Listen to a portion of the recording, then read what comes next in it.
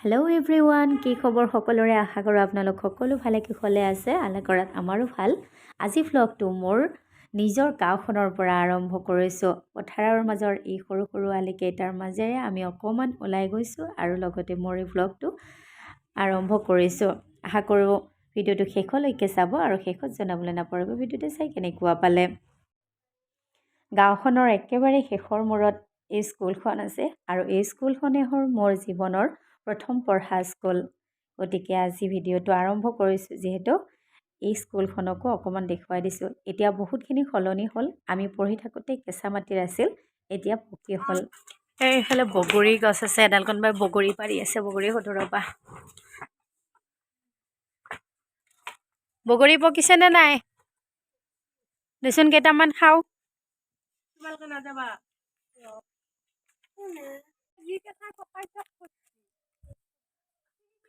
বগৰী গছ লৰাই আছে আৰু আমি বগৰী বুটলি আছোঁ।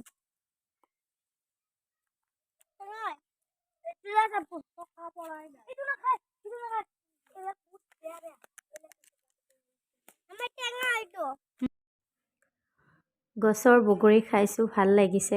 বহুত বছৰৰ মূৰত এই স্কুলৰ বগৰীডাল খাব পাইছোঁ। এইফালে আহোঁ যদিও ৰখা নাযায়। আজি খোজকাঢ়িম বুলি ফুৰিম বুলিয়ে আহিছোঁ, সেইকাৰণে ৰৈ ৰৈ বগৰী খাইছোঁ। গোটেই পথাৰখন এতিয়া উদং হৈছে। কেইদিনমান আগতে ভৰি আছিলে। আমাৰ পথাৰৰ মাজতে স্কুল আছিলে।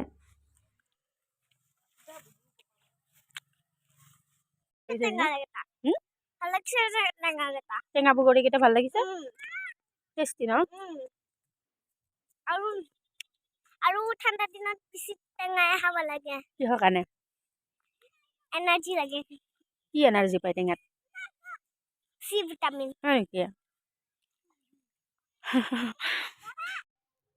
এইটো ছাইডত অকণমান সৰিয়হৰ খেতি কৰিছে। গতিকে ইহঁতে চাই বোলে ওচৰলৈ যায়, গতিকে লৈ গৈছোঁ। কাৰণ মন চনবিলাক ভাল লাগে যেতিয়া অলপ এনেকৈ ওলাই অহা হয়। নিৰল নিস্তব্ধ পৰিৱেশ, সদায় একেটা পৰিৱেশতে থাকি থাকি আমনি লাগে। গতিকে অকণমান মন চন ভাল লাগে এনেকুৱা পৰিৱেশবিলাকত গৈ। গতিকে ফটো চটো দুখনমান উঠাই আহিলোঁ তাত গৈ। এতিয়া ফুৰি আহিলোঁ, ৰিলচ চিলচ বনালোঁ, অকণমান ইহঁতক ঘূৰালোঁ। এতিয়া যাওঁ আৰু এতিয়া গাঁৱৰ ঘৰত ঘূৰিম, দুই এঘৰৰ তাত। ইয়াতে আহিলে ঘূৰি মেলি যাওঁ এনেকৈ।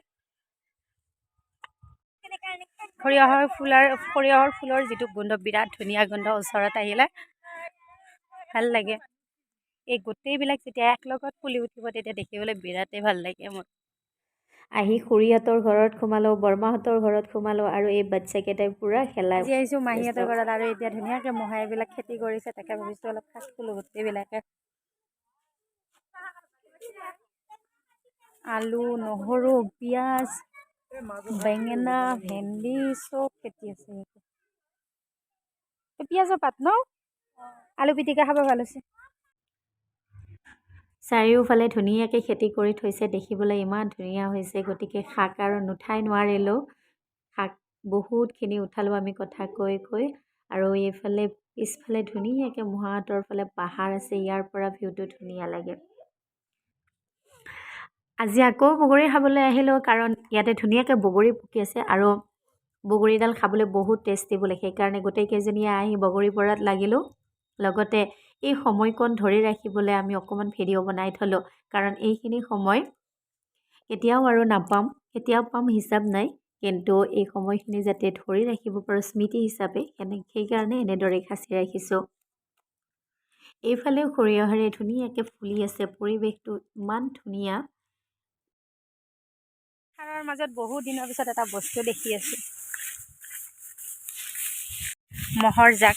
মহ চৰাব আনিছে মানুহে। সেইবিলাক এই আগতো এটা জাক আছে ন? এই আগত আছে এটা, এইটো এটা।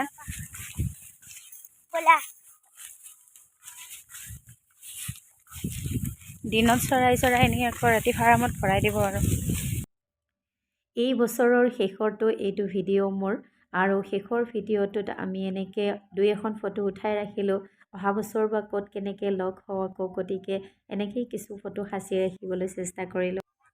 ধুনীয়া লাগিছে, একদম জুই উঠিছে। আজি আছিল 30 ডিচেম্বৰ, কিন্তু আমি 31 ডিচেম্বৰ যিহেতু গুচি যাম, সেইকাৰণে 30 ডিচেম্বৰতে আমি গোটেইকেইজনীয়ে জুইশালতে বহি খানা খালোঁ। ঘৰৰ কেইজনীয়ে খালোঁ।